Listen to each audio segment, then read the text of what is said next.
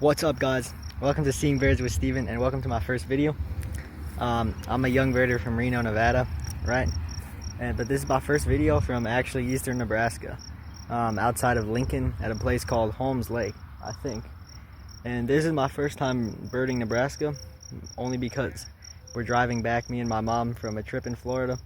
So this is my first time birding Nebraska. I have basically 0 species for the state as of now, besides like the mourning doves that I saw driving in, and the brown-headed cowbird and the red-winged blackbird that I just heard. So I'm already seeing birds, but I'll see what I can get from my Nebraska state list. And welcome to my first ever video here. So let's just see what birds we can get.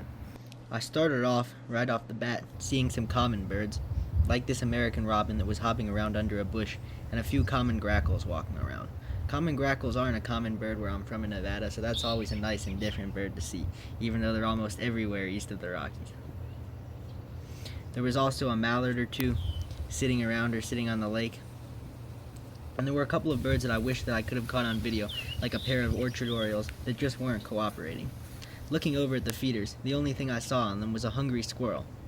But when I looked back a second later, I noticed a red-winged blackbird, a female brown-headed cowbird, and another squirrel eating seed that had fallen underneath them.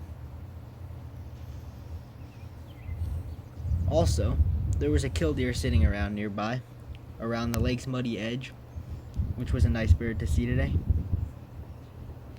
There were also 2 male brown-headed cowbirds feeding in the grass near the feeders as I headed out.